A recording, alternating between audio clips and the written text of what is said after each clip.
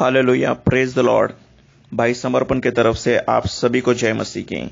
मैं आशा करता हूँ आप सब लोग आनंदित रहेंगे, खुश रहेंगे और परमेश्वर की महिमा करते रहेंगे। आमीन, हालेलुया।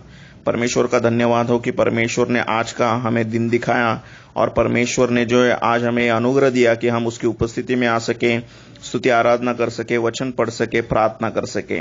हालेलुया। आज हम लोग एक वचन देखेंगे, सबोपदेशक उसका 12वां अध्याय का 13 नंबर का वचन। सबोपदेशक उसका 12 अध्याय का 13 नंबर का वचन। आमीन, हालेलुया। वचन इस तरह से है, सब कुछ सुना गया, अंत की बात यह है कि परमेश्वर का भय मान और उसकी आज्ञाओं का पालन कर, क्योंकि मनुष्य का संपूर्ण कर्तव्य यही है। आमीन, हालेलुया। तो वचन जो है हमें इस तरह से कह रहा है यहाँ पर कि सारी बातें, मतलब आप अगर पूरा बाइबल पढ़ लेते हो, आप जो है हर एक किताब को अच्छे से पढ़ लेते हो, सारी बातों को जान लेते हो, समझ लेते हो, सीख लेते हो और जो है उसका मनन भी करते हो और जो है उसको याद भी रखते हो, ये सारी बातें जो है अगर आप करते हो ये अच्छी बात है।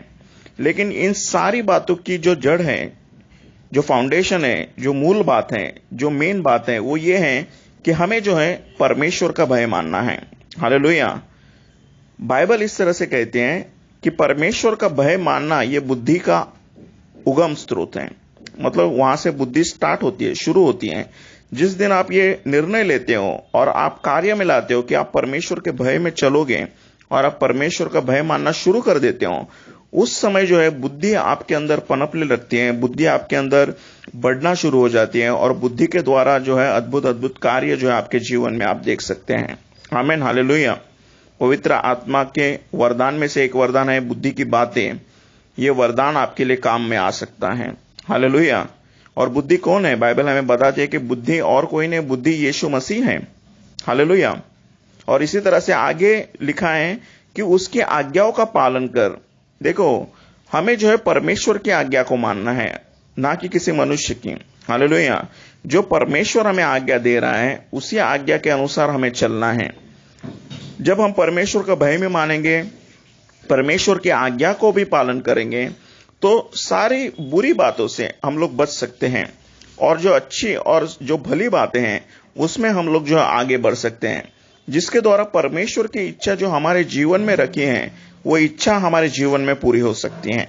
आमीन, हालेलुया। और जिस दिन परमेश्वर की इच्छा, परमेश्वर का अनुग्रह, परमेश्वर की आशीष हमारे जीवन में कार्य करने लगती हैं, तो शैतान की जो कोई भी बुरी चाल हो या शैतान के कोई भी फंदे हो या शैतान का कोई भी जाल हो, वो हमारे ऊपर जो है हावी नहीं हो सकता है।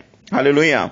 यीशु मसीह ने कलवारी क्रूस पर अपना कार्य पूरा किया है और ये जो सारा चीजें उसने किया, ये हमको जो है अनुग्रह देने के लिए, हमको जो है परमेश्वर के करीब लाने के लिए, पिता के करीब लाने के लिए यीशु मसीह ने किया है। हालेलुया। तो हमारा कार्य क्या है? बस दो बातें, एक परमेश्वर का भय मानना और दूसरी बात यह है कि उसकी आज्ञाओं का पालन करना, क्योंकि यही जो है हमारा जो है मनुष्य जाति का जो है ये संपूर्ण कर्तव्य है। आमीन, हालेलुया। मैं आशा करता हूं इस वचन के द्वारा जो है परमेश्वर ने आपसे बात किया रहेगा और परमेश्वर की महिमा हुई रहेगी। हालेलुया। देखो, जिंदगी बहुत ही मजेदार है, जिंदगी बहुत ही खूबसूरत है। इस जिंदगी का, इस जीवन का हमको आनंद उठाना चाहिए। हालेलुया।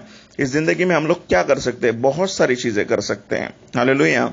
यीशु मसीह ने कहा है, मैं आपको जो है बहुतायत का जीवन देता हूं।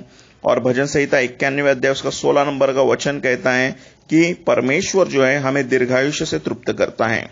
तो हमारे पास दीर्घायुष्य भी है, हमारे पास जो है वो बहुतायत का जीवन भी है। तो इस जीवन में, इस जिंदगी में हम लोग क्या कर सकते हैं? बहुत सारी चीजें कर सकते हैं। हालेलुया। आओ हम लोग प्रार्थना करें। प्रभु मैं धन्यवाद करता हूं, स्तुति महिमा आदर गौरव सब कुछ आपको देता हूं परमेश्वर। धन्यवाद करता हूं परमेश्वर, आज का सुंदर सा वचन आपने सीखने के लिए, समझने के लिए दिया, इसके लिए मैं धन्यवाद करता हूं पिता परमेश्वर। पिता परमेश्वर, हम प्रार्थना करते हैं परमेश्वर कि परमेश्वर आपके भय का आत्मा हमारे अंदर कार्य करने दो पिता परमेश्वर। और पिता परमेश्वर हमें यह अनुग्रह दीजिए पिता परमेश्वर कि हम पिता परमेश्वर आपकी आज्ञाओं का पालन कर सके पिता परमेश्वर। पिता परमेश्वर, हमें पिता परमेश्वर आपके भय में और आपकी आज्ञाओं में चलना सिखाना पिता परमेश्वर। धन्यवाद करता हूं पिता परमेश्वर, आपने ऐसा किया, इसके लिए मैं धन्यवाद करता हूं। सारी प्रार्थना प्रार्थनाओं को सुना, कबूल किया, उत्तर दिया, इसके लिए धन्यवाद करता हूँ। धन्यवाद के साथ प्रार्थना यीशु मसीह के नाम में करता हूँ, आमीन।